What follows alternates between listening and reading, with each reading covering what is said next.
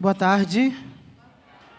Bom, sejam todos bem-vindos a mais uma mesa da nossa FLIT nesse último dia. E essa mesa aqui tem por tema Iamuricumã, Universo Mágico das Amazonas. Hoje teremos o privilégio de mergulhar no universo simbólico e ancestral das mulheres indígenas da Amazônia, com foco especial no ritual Iamuricumã, uma celebração de força, identidade e resistência. Nosso convidado especial é Daniel Munduruku, escritor, educador e uma das principais vozes da literatura indígena no Brasil. Com uma obra que une tradição oral e narrativa contemporânea, Daniel nos conduz por histórias que resgatam a memória, a espiritualidade e os ensinamentos dos povos originários. Seu trabalho é reconhecido nacional e internacionalmente e tem sido fundamental na valorização das culturas indígenas, nas escolas, nas artes e na sociedade como um todo. A mediação da conversa será feita por Pedro Nabuco, pesquisador, escritor e profundo conhecedor da cultura indígena, que trará provocações e reflexões para enriquecer ainda mais esse encontro. Preparem-se para atravessar os limites do visível e do invisível em uma conversa que mistura mito, história, resistência e poesia. Que este seja um momento de escuta, aprendizado e encantamento. Por favor, os convidados possam assumir o palco. Uma salva de palmas.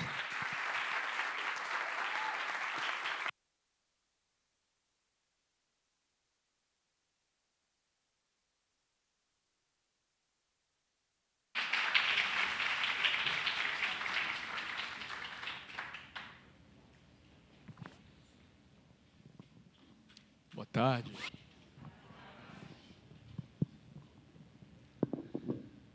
Originalmente era o Renato Soares aqui participando, ele que ia trazer o Iaracumã, as mulheres indígenas, mas ele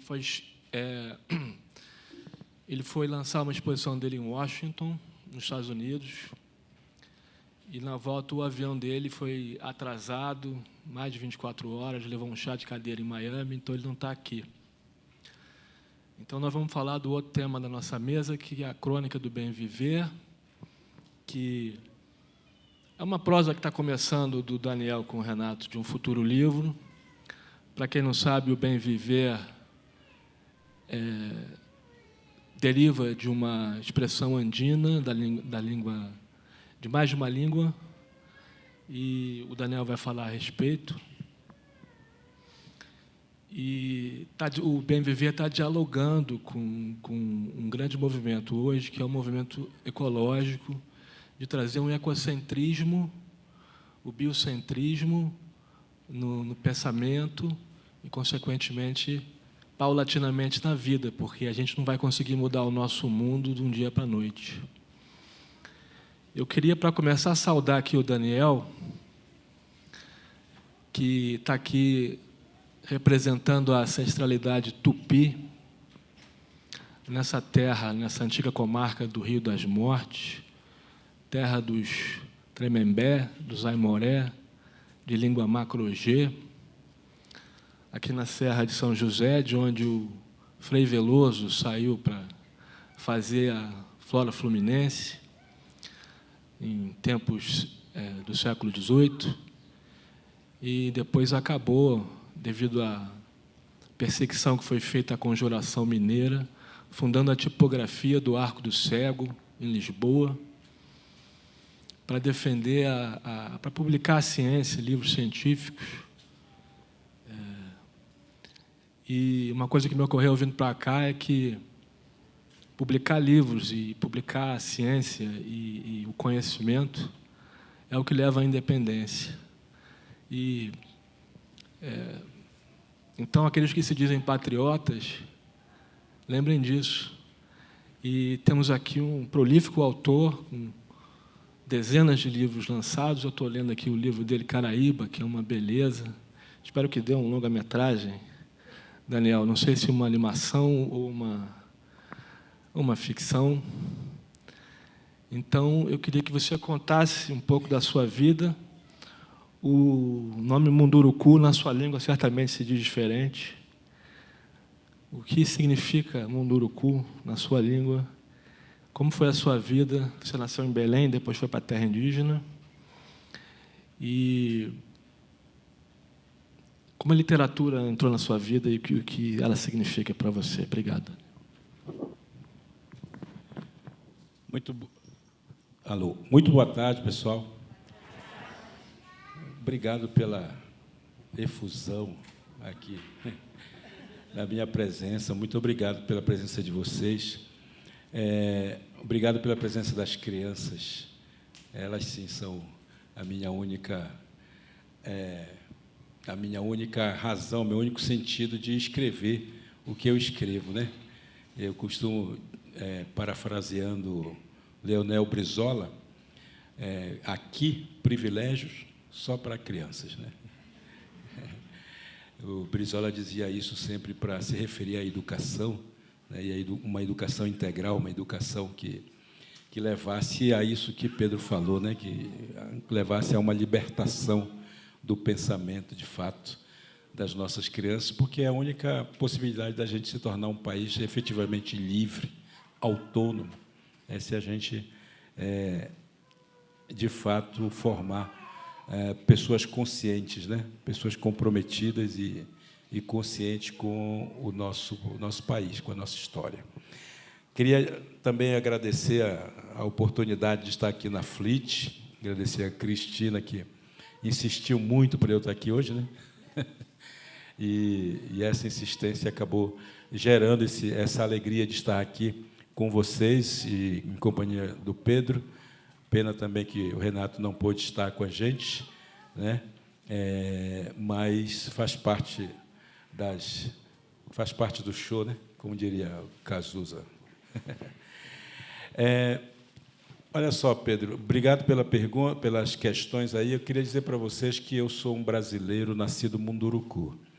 Isso significa dizer, e eu costumo sempre me apresentar assim, significa dizer que o Brasil é formado por uma diversidade cultural, linguística, que por muito tempo foi escondida, ocultada, né? E ocultada de uma forma muito cruel em políticas públicas de perseguição, de maus tratos, de falta de direitos, e que isso fez com que a sociedade brasileira criasse uma certa resistência contra os povos indígenas, embora, aparentemente, historicamente, as pessoas tenham um certo carinho pelo povo indígena, mas é um carinho que se revela apenas por conta de um desconhecimento que normalmente se tem, né, que não é um carinho, um afeto real, porque elas não nos conhecem de verdade, mas a partir também de uma visão romântica ou romantizada que foi sendo apresentada para a sociedade brasileira ao longo da nossa história.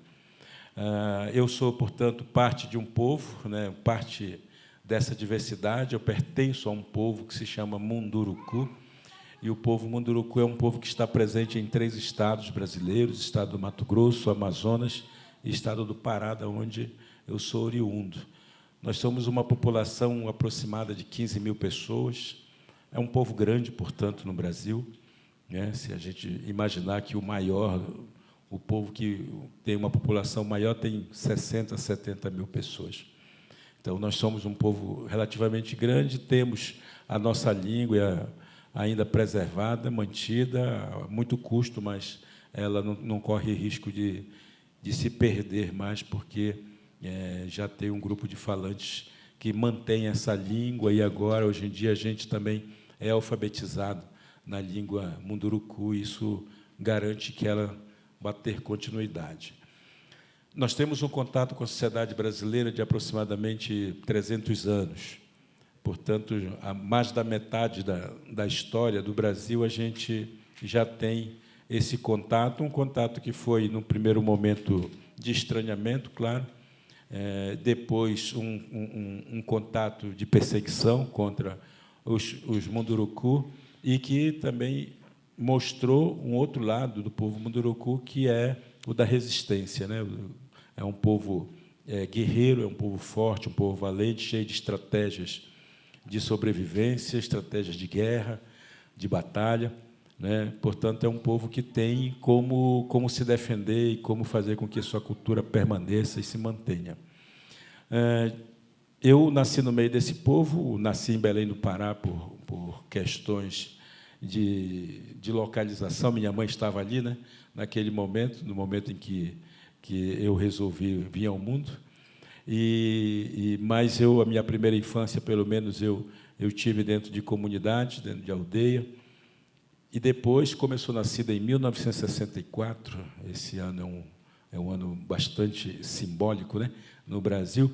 Eu sou nascido em 64 e, no começo dos anos 70, os militares criaram uma política de mandar as crianças indígenas para a cidade, para que, finalmente, a gente pudesse ser civilizado. Comigo não deu certo, claro, mas que eles tentaram.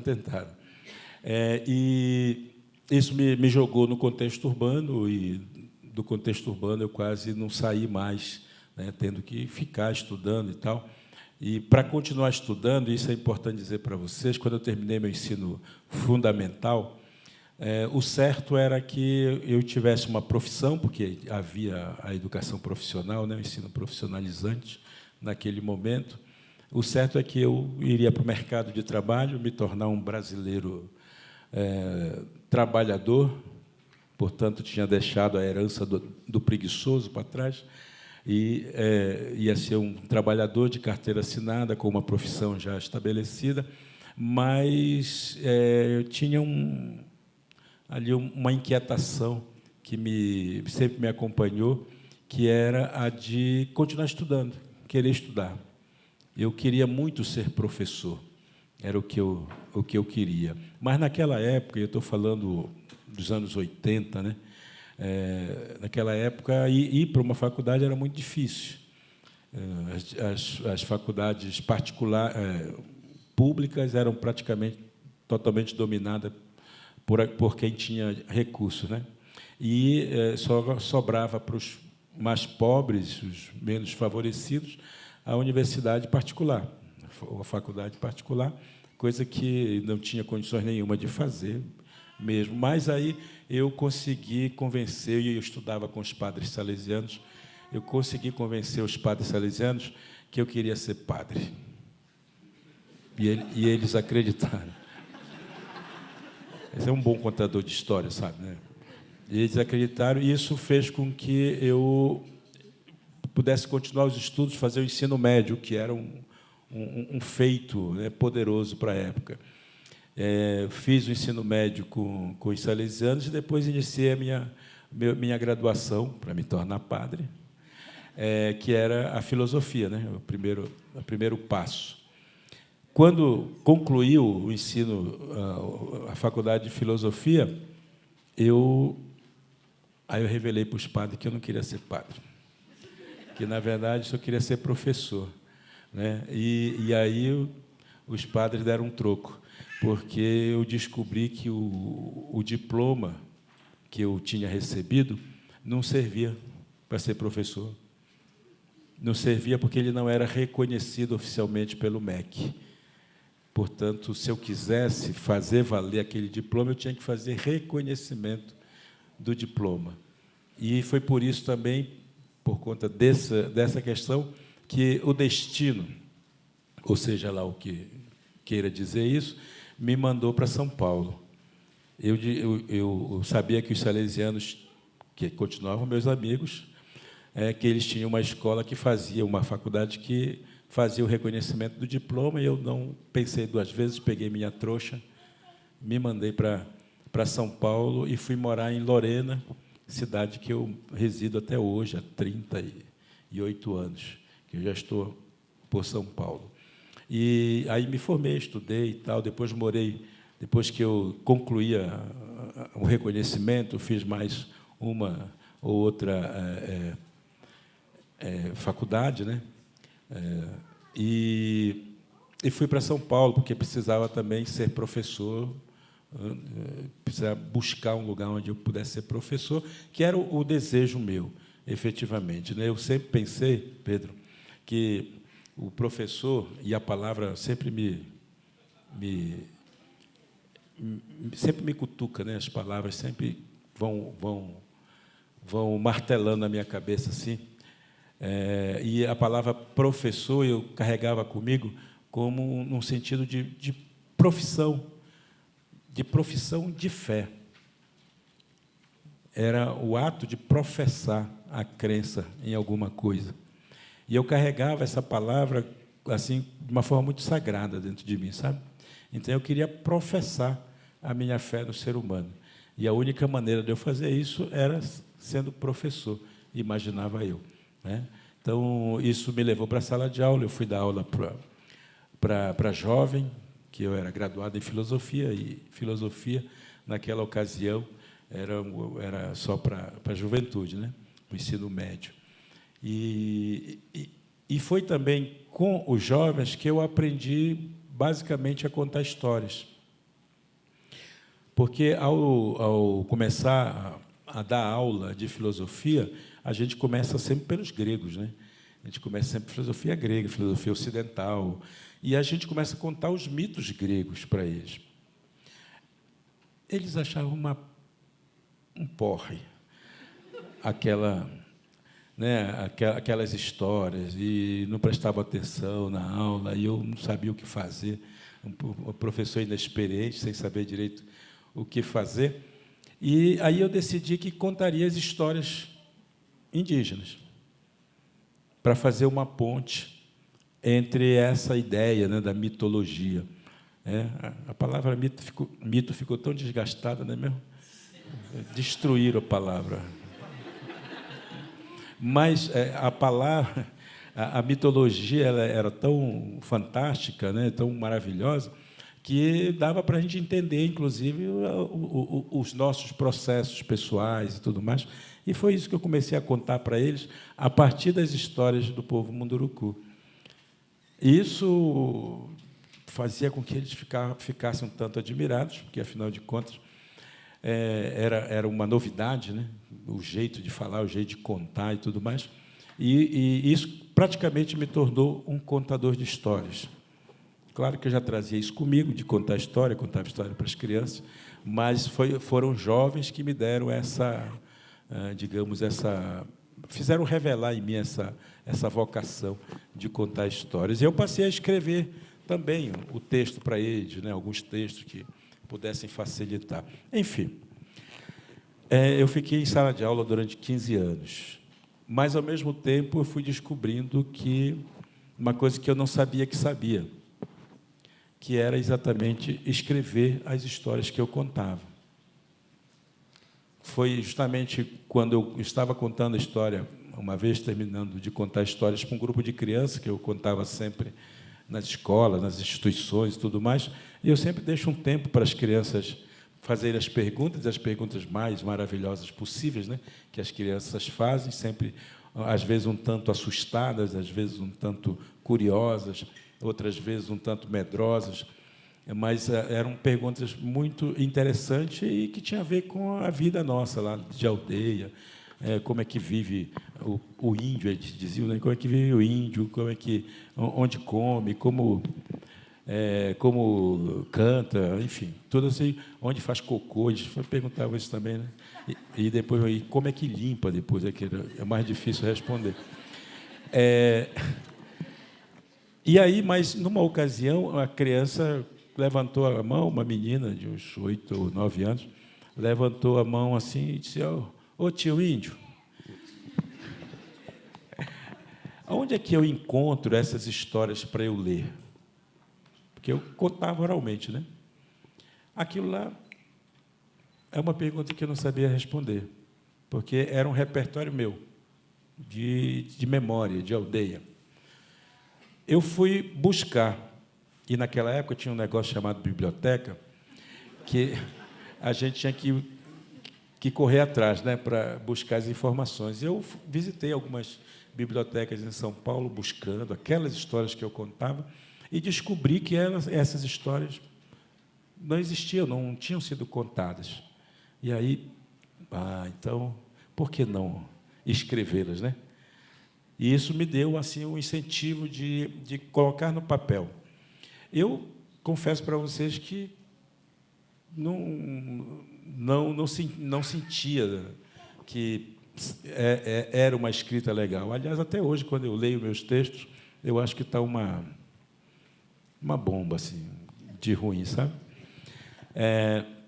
Aí, depois, a generosidade das pessoas diz que não é tão ruim assim, isso me acalma. Mas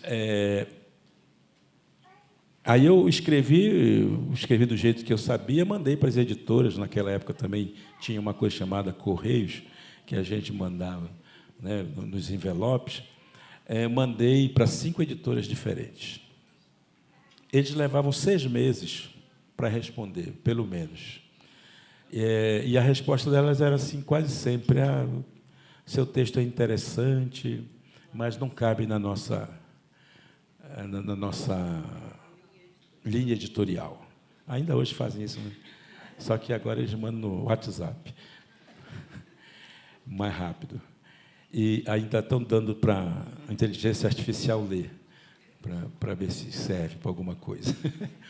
Bom, enfim, e esperei 5 meses, 6 meses, até que um dia fui recebendo a resposta delas, né, das editoras. A primeira disse assim: você escreve muito mal, não nos interessa. E era essa a minha interpretação, né, porque eles diziam generosamente assim que não cabia na linha editorial deles. E eu sabia que, na verdade, eles diziam assim: escreve mal mesmo. Aí veio a segunda, disse assim: você escreve mal, não cabe na nossa linha editorial. A terceira, mesma coisa. Quando chegou a quarta, eu nem abri, porque eu já sabia, né? Já estava carimbado aquilo ali. A quinta carta que chegou, eu tive a curiosidade, porque foi de uma editora que eu já vou contar para vocês qual, que papel timbrado dela e tal, eu quis abrir a cartinha. Ela dizia assim: você escreve mal, mas a história é boa. Vamos conversar? Aí aquilo, opa, tem uma esperança no ar, né? E foi exatamente por conta dessa resposta que eu acabei lançando meu primeiro livro em 1996, que se chama Histórias de Índio, que foi publicado pela Companhia das Letrinhas, que estava surgindo naquele momento, né? Tinha pouco tempo que ela tinha sido criada, e que ela estava com uma linha editorial, talvez por isso se encaixou, que era justamente de fazer histórias de diferentes lugares, diferentes pessoas, né? Ela tinha lançado a história Histórias da Preta, que era da Heloísa Pires, e na sequência veio o Histórias de Índio, né? Que o meu depois eles não lançaram mais nenhum outro. E esse livro, Histórias de Índio, acabou virando um livro, uma referência bastante importante para as escolas, porque foi talvez o primeiro livro. Claro, eu não sou o primeiro escritor indígena a escrever um livro, embora confesse ser o mais bonito. Mas um livro voltado para crianças e crianças não indígenas, esse tinha sido o primeiro. E ele teve um tratamento muito especial na hora de fazer, né, o livro, na edição do livro, nas ilustrações de Laura Beatriz. Foi um livro muito poderoso. E ele impactou bastante assim as escolas, que era um livro que contava uma história de aldeia, depois contava algumas crônicas sobre meu próprio olhar sobre a sociedade, e no finalzinho tinha um bloco de informações que atualizava assim, as crianças sobre quem nós éramos, quem eram os povos indígenas, efetivamente. E isso acabou caindo bem, batendo bem, né, na escola, passou a ser bastante adotado. Até hoje é um livro que, talvez um dos livros que mais circule, né, pelo Brasil, e é onde tem os textos que mais são usados em livros didáticos, que reproduzem, né, algum tipo desse tema assim, que eu desenvolvo. Falei demais, não foi bem? Falei, né? Tá certo, né?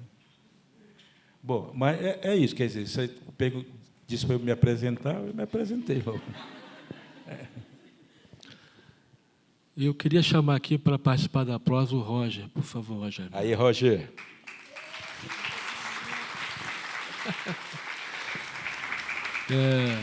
Eu queria fazer uma última pergunta aqui, porque, pela economia do tempo, eu gostaria de abrir para as perguntas de vocês, aproveitar aqui o Daniel. Eu queria insistir numa coisa difícil e uma coisa boa. Eu acho que hoje teve a procissão, né? A presença do Daniel aqui é um milagre, porque, segundo os dados, existe uma grande controvérsia sobre quantos eram os habitantes das Américas. Mas, segundo os dados divulgados pela Manuela Carneiro da Cunha, antropóloga, no primeiro século da colonização, a civilização tupi regrediu para 5% do número de habitantes. 95% pereceu. Isso no primeiro século. E, recentemente, o Jorge Bodansky fez um documentário chamado Amazônia Minamata, sobre a contaminação do mercúrio na bacia do Tapajós, que atinge os Munduruku. Então, essa eterna luta nunca acaba, voltando para a questão ambiental. E a coisa boa é o seguinte, eu vi um passarinho cantar aqui na Fleet, a gente vê tanta gente falando que depois a gente esquece quem disse, né? Vira quase uma coisa de Homero oral mesmo, que muita gente, são muitos os autores, mas alguém falou, acho, não sei se... Agora não me lembrei quem, mas é o seguinte, que o Fernando Sabino uma vez aconselhou assim, o bom escritor é aquele que faz a sua prosa um rio claro e límpido. A prosa do Daniel é cristalina. Tem uma calmaria na sua prosa, mesmo quando você narra nas situações de conflito. Então, são as duas coisas que eu queria que você comentasse, passasse para o Roger e depois para a gente jogar para vocês aí.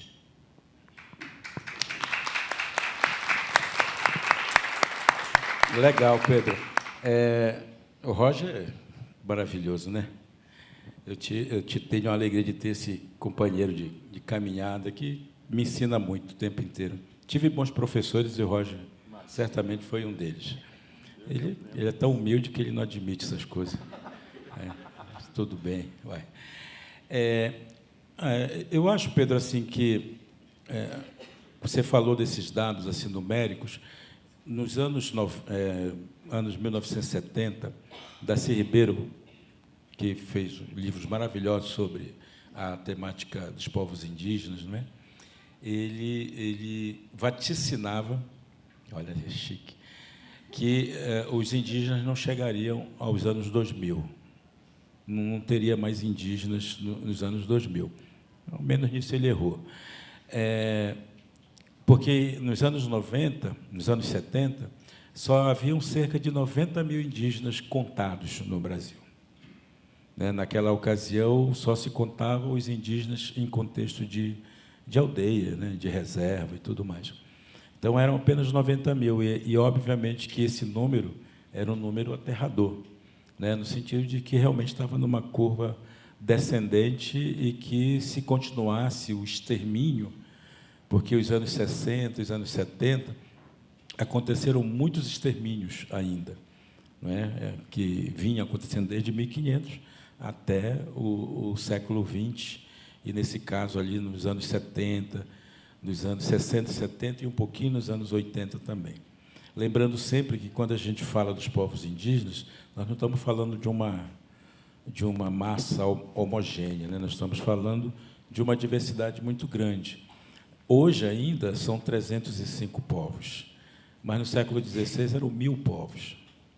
Portanto, 70% desses 525 anos de história. São faladas, hoje, ainda 274 línguas, o que não é pouco, mas a gente continua não aprendendo nenhuma delas. Elas existem por resistência dos povos indígenas, não pela vontade do Estado brasileiro, não é? Só que, para o espanto dos profetas do caos, a população indígena tem crescido, não baixado, nos últimos tempos, O último censo registrou a presença de 1.700.000 pessoas que se autodenominam indígenas. Quer dizer, nós estamos num processo de crescimento. Agora, isso tem muito a ver também com o próprio processo de como os indígenas estamos educando a sociedade brasileira. Porque a sociedade brasileira está se percebendo indígena. Ela está buscando mais a sua ancestralidade. E alguns percebem que essa ancestralidade ela é real, ela está ali. Ela está ali ainda no avô, na avó, que até então eram esquecidos. E a gente começa justamente a aumentar o número das pessoas que conscientemente querem o reconhecimento do seu pertencimento a um povo X ou Y, né? dos 305 que existem. Agora, é bom também lembrar para vocês que existem cerca de 70 grupos indígenas que não têm contato com a sociedade nacional. São chamados povos isolados. 70 grupos circulam por aí, por essa Amazônia, né, toda, fugindo, ou pelo menos não querendo o contato. E o mais interessante, a legislação garante que esses povos se mantenham isolados.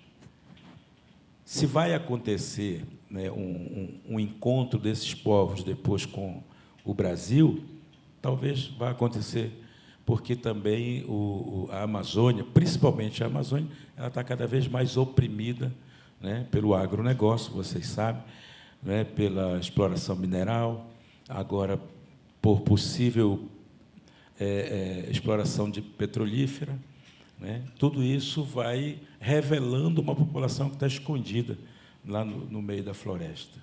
Então, vejam que, quando a gente fala dessa diversidade, a gente está falando, de fato, da existência de grupos humanos que têm uma visão de mundo toda particular, toda pessoal, e que tem muito a ver com uma certa contradição desse sistema que nós aprendemos a viver aqui na cidade, que é também uma leitura de mundo que é baseada em outras lógicas, que não é a mesma lógica dos povos indígenas. E isso cria justamente esse conflito, que é um conflito, como eu dizia no início, não é um conflito com o povo brasileiro, é conflito com aqueles que mandam e desmandam nesse país. Não é? O povo brasileiro, como eles têm simpatia, é uma simpatia um tanto ignorante, mas é uma simpatia que dá para a gente reverter isso em afeto, em apoio, né, em pertencimento.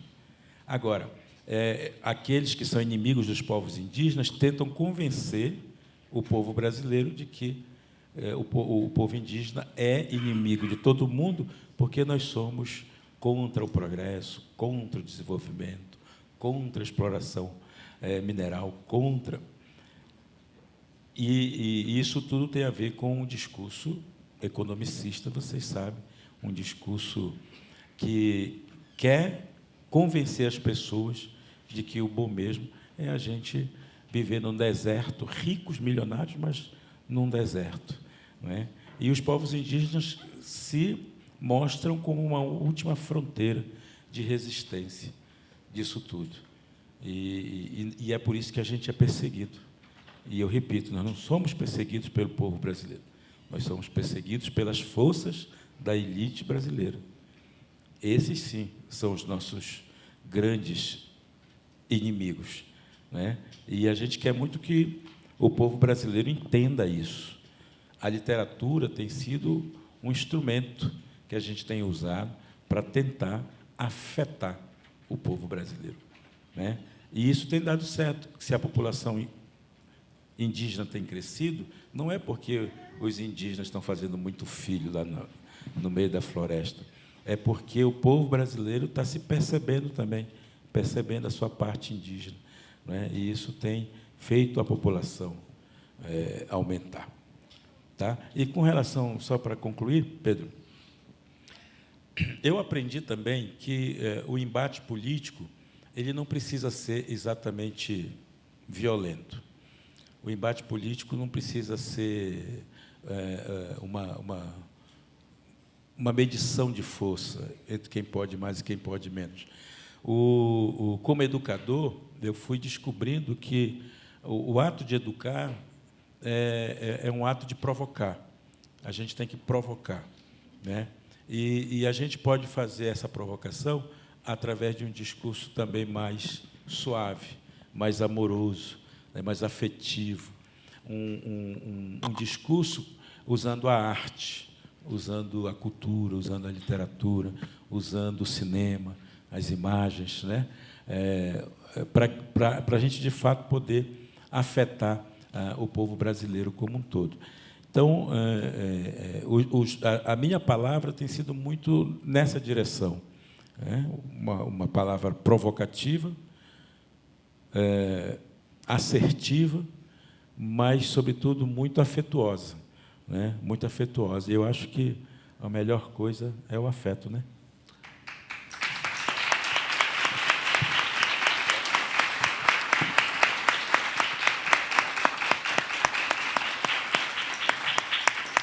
Tem uma frase aqui do livro do Caraíba, que é um romance anterior ao Descobrimento, na página 70, onde a avó responde: lendas são histórias criadas para contar as verdades que nossas cabeças não conseguem alcançar.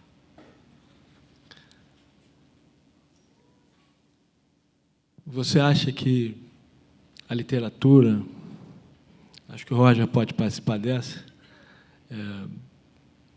e todo o encontro, o milagre do encontro, essa conversa, a educação, o ato de ensinar, temos chance da nossa sociedade caminhar na direção de um ecocentrismo necessário para pacificar todos esses conflitos, inclusive a emergência climática?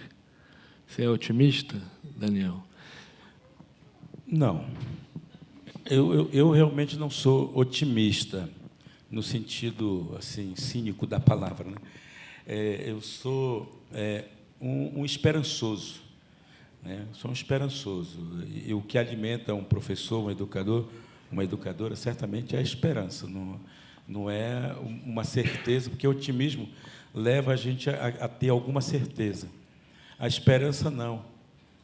A esperança, ela faz a gente caminhar. Faz a gente caminhar, né? Porque se eu tiver um otimismo, a tendência é eu parar aqui, porque lá na frente vai dar certo, não é? Mas como eu sei que o caminho se faz no caminho, a gente tem que ir alimentando essa esperança na medida em que a gente vai circulando, né? Para que ela ganhe corpo, ela ganhe materialidade, né? E, de fato, consiga alcançar assim, a esperança. Então, eu assim, concluindo, eu diria para você o seguinte: essa frase, eu sou uma pessoa muito centrada na memória. Eu acho que a memória ela é fundamental para a gente não abandonar as nossas raízes. Eu, andando aqui pela cidade, vi que tem uma memória na cidade, obviamente. Os prédios revelam uma memória, o calçamento revela uma memória, não é? A natureza em volta revela uma memória. E, ao mesmo tempo, ela revela toda uma narrativa histórica do que foi acontecendo, né? Estar aqui na terra de Tiradentes nos remete a uma memória de resistência, uma memória de esperança, uma memória, né, de gente que não se acomoda. Isso é uma memória. Então, eu sou movido pela força da memória. Nesse caso, da memória dos meus antigos, dos meus avós, que sempre revelaram para a gente de que só existe um tempo, e esse tempo se chama hoje, se chama agora. O passado, ele serve para nos lembrar quem nós somos, de onde a gente veio, serve para a gente não se perder nesse momento que a gente vive, que é o hoje, né? Numa circularidade de caminho. Uma única coisa que meu avô não me ensinava, meus avós não me ensinaram, foi a pensar o futuro. Porque eles sempre diziam que esse é um tempo que nós não temos, que nós nunca vamos experimentar. Nós só podemos experimentar o tempo hoje, o tempo agora. Amanhã vai ser um outro tempo. E quando o amanhã virar hoje, que eu experimentar no meu corpo, eu tenho que vivê-lo na intensidade que ele me permite. Então, isso tem a ver com a nossa visão de mundo, né, com uma cosmovisão, né, uma espiritualidade que nos alimenta e tudo mais, e que vai nos levando a viver cada dia com um presente, né? Meu avô afirmava isso, né? Se o momento atual, se o agora não fosse bom, não se chamaria presente, ele dizia. E entre os munduruku, quando a gente recebe um presente, a gente tem que usá-lo imediatamente. E se é um objeto, se é uma comida, se é algo, você tem que usá-lo. Porque é o único momento, os avós dizem, né? É o único momento em que quem te ofereceu o presente vai ser feliz de verdade. Não adianta você guardar e dizer, vou usar amanhã, né, a camiseta que eu ganhei, porque amanhã quem te deu não vai estar aqui para ver. E a mesma coisa ele dizia do tempo. O tempo é um presente. Quando você recebeu esse presente, acordou e recebeu esse presente, você tem a obrigação de usá-lo. Tem que ter duas atitudes. Uma, usar, e outra, agradecer. E aí o nosso povo pinta o corpo, dança, canta, reza. Aí os cabeçudos da cidade dizem, eles não fazem nada. Coitadinhos, né? São preguiçosos, tem muita terra e não sabe o que fazer. Enquanto a nossa gente está lá, agradecendo pelo dia, agradecendo pela dádiva recebida. Não estamos correndo atrás de riqueza, estamos vivendo o nosso dia. Falei muito. Não, maravilhoso, estava ouvindo aqui. Daniel, você acabou, apesar de ser muito jovem, como sempre, você acabou virando o vô Apolinário também para todas as pessoas que escrevem, que desenham. Você teve todo um trabalho, você é uma referência para todo mundo. E na Fundação Nacional do Livro Infantil e Juvenil, você fez um trabalho, desenvolveu um trabalho fantástico. Como é que é isso? Como é que você sente que você usou toda essa experiência, todos esses envelopes dizendo que não, até um que disse que vamos investir. E como é que chega para essas outras pessoas? Porque agora muitas pessoas te usam como referência, e isso é muito importante, né? Olha, eu fico bem feliz, né? Mas eu confesso que não planejei nada, porque planejar é tentar congelar o futuro, né? Congelar um tempo que a gente não tem. As coisas foram surgindo como oportunidades, e eu, como um bom usuário do presente, eu vou aproveitando essa oportunidade e vou fazendo aquilo que meu avô me ensinou a fazer, o vô Apolinário me ensinou a fazer, que é distribuir. Quando você ganha, você não pode ficar para si, você tem que distribuir, né? Porque distribuindo você aumenta o grupo de pessoas que vão ter também uma responsabilidade junto com a gente e vão ter a obrigação de distribuir. Aliás, usando essa imagem, lembrando que os povos indígenas, apesar de que muita gente achar que a gente é pobre, né, as nossas sociedades são sociedades da abundância. Não são sociedades da ausência, da carência, não. Só que essa abundância ela nunca está concentrada numa pessoa, ela está concentrada em todas as pessoas. Então, aparentemente, uma pessoa se alimenta, né, tem pouco alimento para comer, por exemplo, mas, na verdade, todo mundo está tendo o mesmo alimento para comer, porque esse alimento que era para ser de uma pessoa acabou sendo dividida para todos, e todos comem do mesmo jeito. Na abundância, quando a natureza nos oferece mais coisas, a gente come mais. Mas, quando a gente precisa respeitar o tempo da natureza, a gente se satisfaz com menos. Porque é uma troca, né?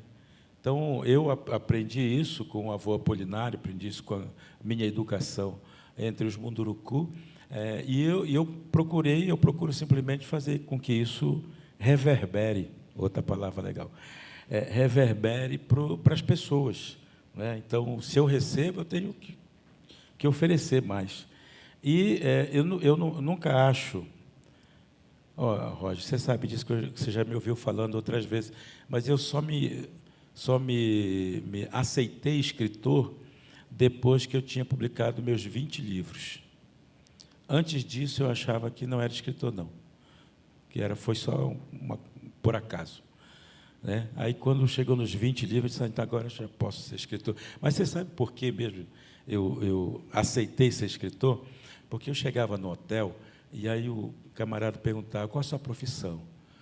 Aí eu dizia sempre professor, né? Aí, pô, professor, legal, bem-vindo, professor.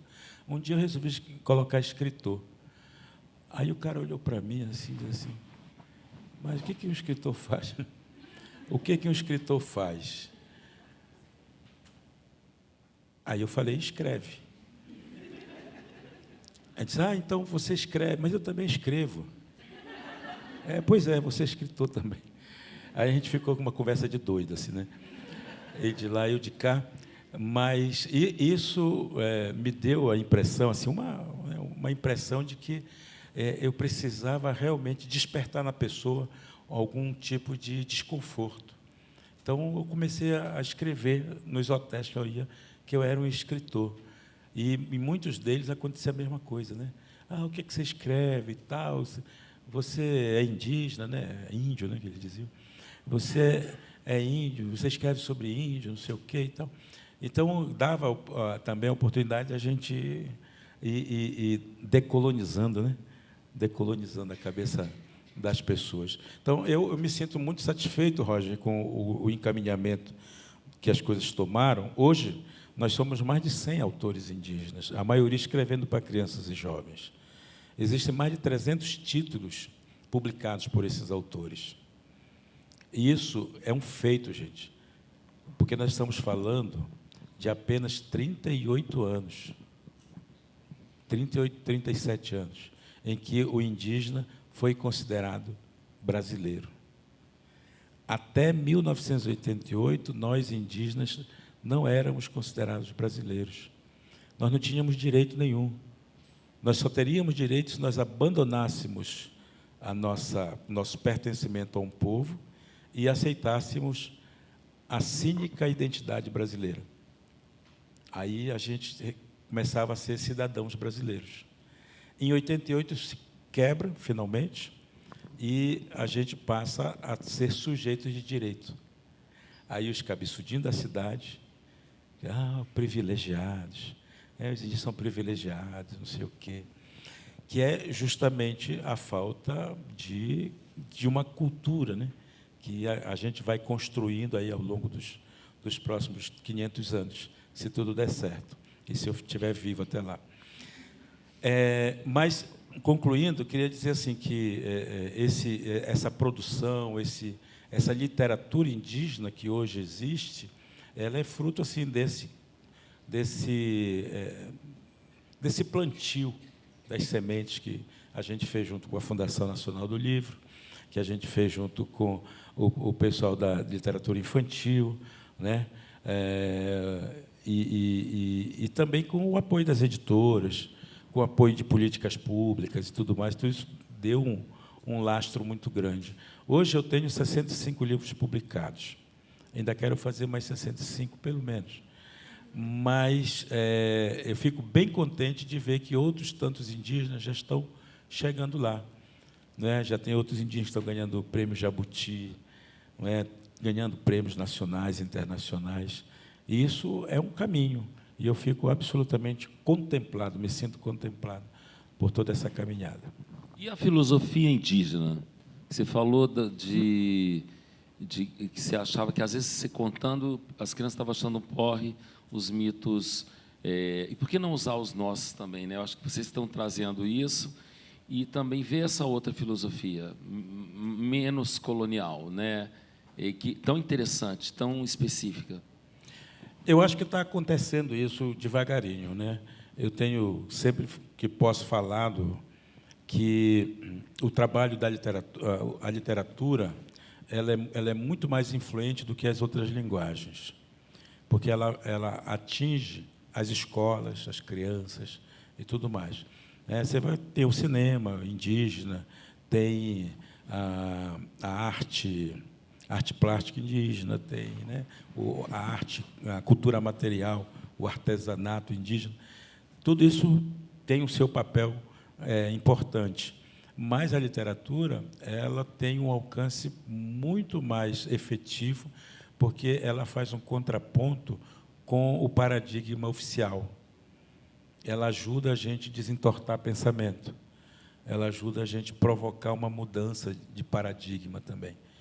E é importante dar essa significação para a literatura, porque nela, nos livros que a gente escreve, eu sempre digo, eu não escrevo para criança, eu escrevo para a infância, não para a criança.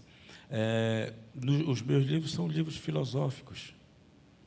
Os meus livros são, com todo, né, sem falsa modéstia,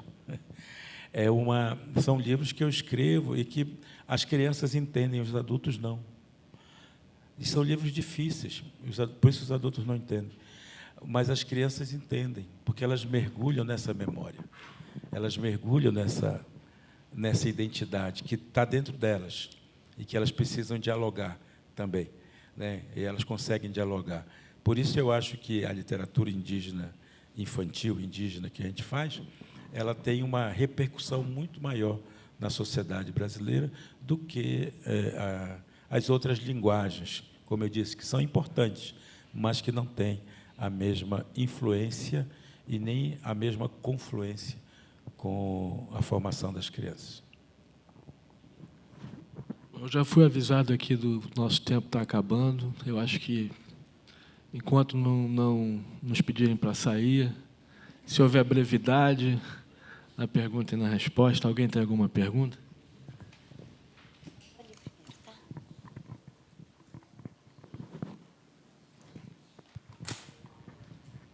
Meu nome é Luiz Carlos Brito, não vou ficar fazendo a apresentação para poder ser breve na pergunta. Foi aprovado no final do ano passado, no Congresso, a determinação do governo Lula da criação dos departamentos de estudos afro-indígenas brasileiros, que muitas universidades já tinham o que chama NEABI, né? Ouro Preto, por exemplo, a UFOP já tem. E me preocupa muito, mas me preocupa muito mesmo, porque é um espaço fabuloso, porque todas as universidades brasileiras podem criar esse departamento. Ouro Preto, a UFOP, já criou, tem agora em setembro desse ano, no final de setembro, tem um encontro nacional dos estudiosos da cultura afro-indígena, e aí vem aquela situação de você correr o risco desses espaços, do ponto de vista da cultura afro. A gente sabe que tem vamos dizer assim, de certa forma, se identifica que há um contingente de gente para ocupar esse espaço.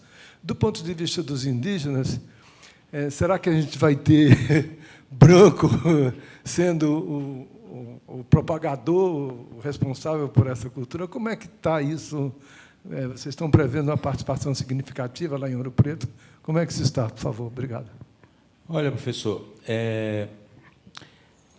a gente não tem gente mesmo suficiente, mão de obra, digamos assim, né, suficiente para ocupar todos os cargos e todas as ocupar as universidades brasileiras como professores, por exemplo.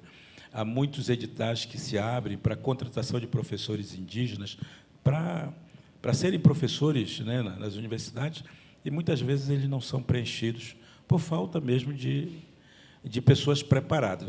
Estou falando mais uma vez, são só 37 anos de brasilidade, né, nossa.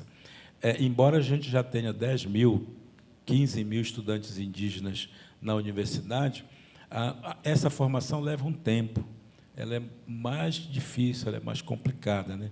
Porque é a formação acadêmica e tal. E muitos desses estudantes indígenas, eles não conseguem concluir o curso, porque as universidades não facilitam muito, né? Embora se tenha criado vestibulares específicos, se tenha criado os departamentos específicos e tudo mais, ainda assim a universidade como um todo ela não se abre para a diversidade.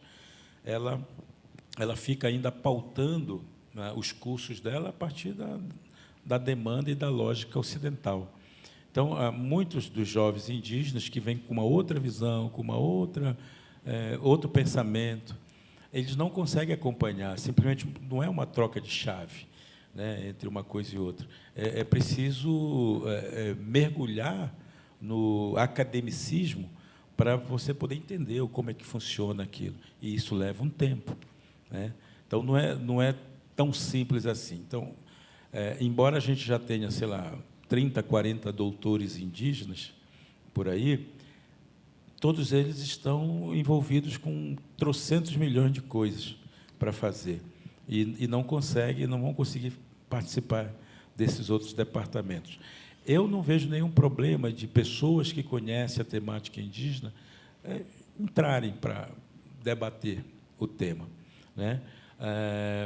O que é claro que o ideal seria que fossem pessoas indígenas, e mesmo que os editais tragam, eventualmente, essa vaga tem que ser ocupada por uma pessoa indígena, ela vai ficar vaga, em muitos casos, em muitos lugares, porque a gente não tem pessoal para isso, não é? A gente queria muito, inclusive, está pautada a criação de uma universidade indígena, para se criar um currículo que seja indígena, efetivamente, mas isso, você sabe, né? Congresso Nacional, como é que e essas coisas demoram para se movimentar, e é claro que tem uma força ali oculta não, muito visível, que está empurrando os indígenas cada vez mais para o abismo, né?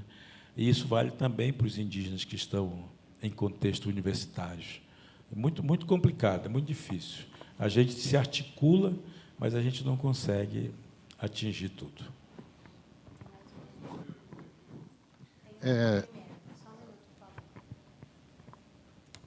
Boa tarde, Daniel. Sou estudante de filosofia. Estou na filosofia para tentar entender como funciona essa sociedade, de onde vem, de onde que a gente dita a regra, né? Como que a gente definiu que o mundo é mundo do jeito que ele é. Eu acho que bastante gente ficou brava pela formação de padre, de não conseguir um certificado, porque hoje em dia o curso de teologia tem certificado e é reconhecido pelo MEC em algumas instituições. Eu acho que já foi uma luta bastante, tipo, entrar, não quero mais ser padre, porque quando você vai para a filosofia, eu acho que é muito difícil você não se questionar de coisas que ela traz. Eu acho que você tem que ser muito tapado para não ver tudo que ela te traz, né, para você viver nesse cânone. Como estudante universitária de filosofia, é o que você estava falando, é muito difícil, dentro da universidade, a gente ter isso. A gente fez uma temática de semana de ensino, e, quando a gente veio trazer pessoas de fora, quando a gente fala de filosofia indígena, eles não consideram indígena filosofia, eles consideram histórias indígenas. Isso dentro do mundo acadêmico. A gente tem a Ailton Krenak, a gente tem várias pessoas, e, mesmo assim, a universidade ainda nega isso. Quando a gente fala de filosofia africana, é a mesma coisa, não existe filosofia africana. Você falou, né, dos indígenas entrarem na universidade, mas se adequar a uma coisa canônica. Então, eu acho que realmente não. O que você vê assim? Como que a gente muda esse padrão universidade? Criando novas, ou dá para a gente mexer onde a gente já está? Não, eu acho, querida, que... Bom, primeiro, não sei por que você está fazendo filosofia, mas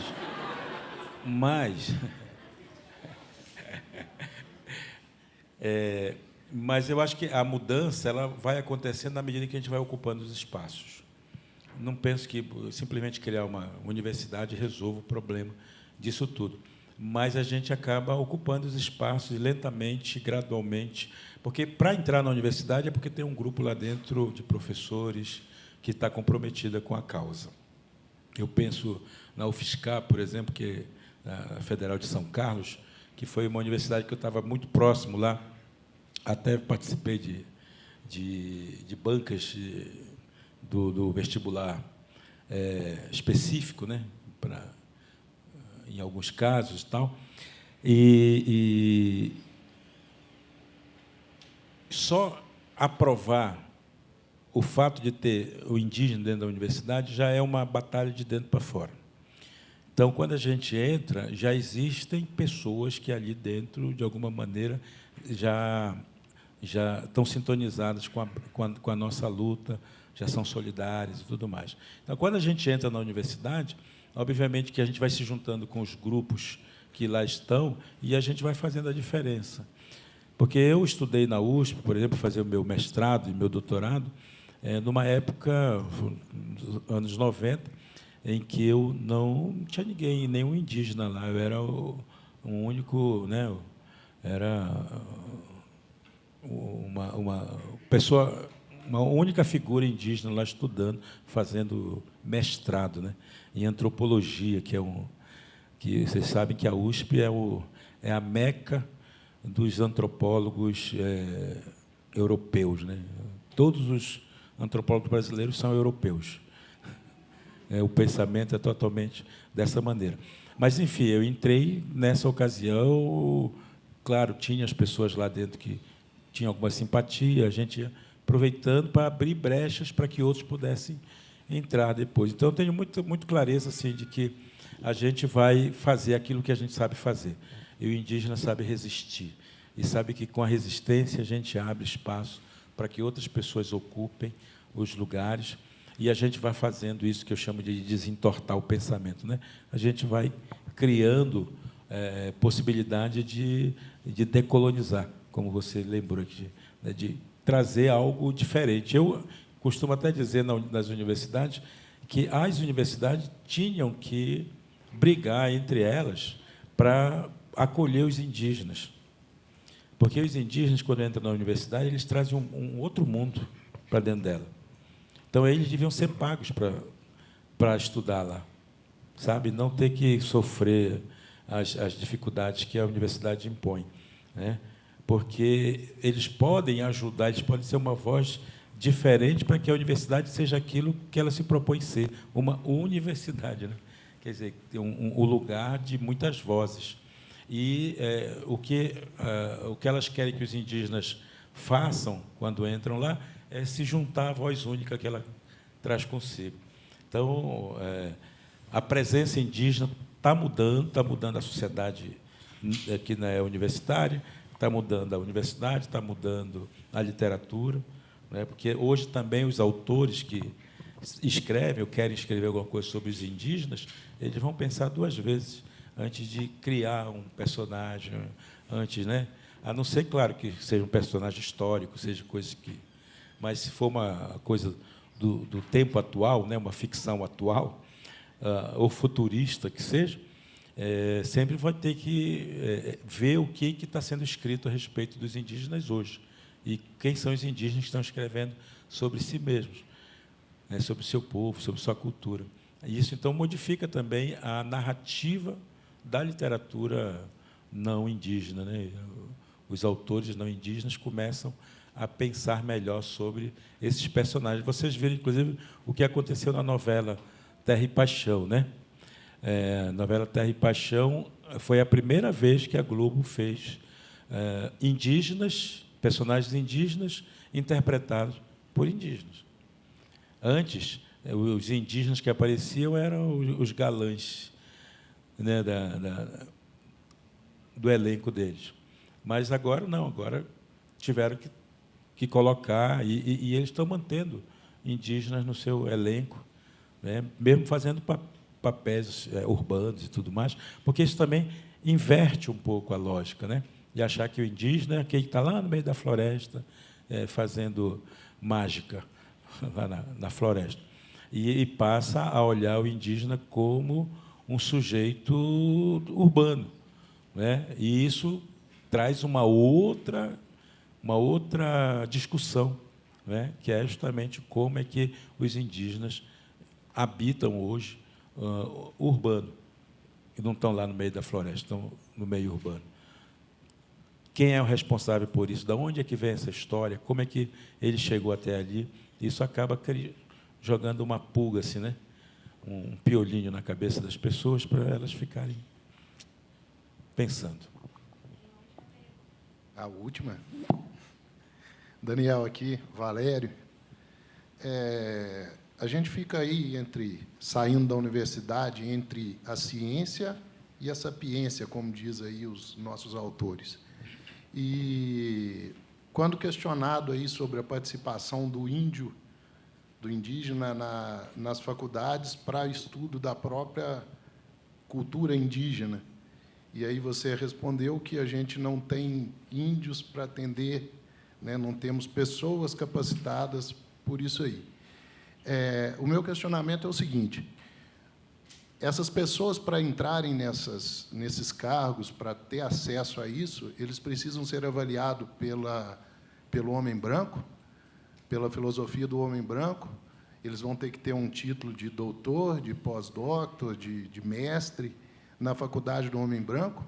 Ou nós não temos espaço, será, na nossa sociedade para realmente incluir o indígena na universidade, respeitando a sua cultura, ou nós vamos ter que catequizar ele de novo, né? Então, esse é o meu questionamento. A gente não tem as pessoas sábias, as pessoas que têm o conhecimento das lendas, das culturas, né, que podem vir a somar nesse conhecimento e realmente incluir o índio dentro da universidade e não ficar avaliando ele como se ele fosse um outro homem branco. Esse é o meu questionamento, se a gente não tem espaço para essas pessoas lá.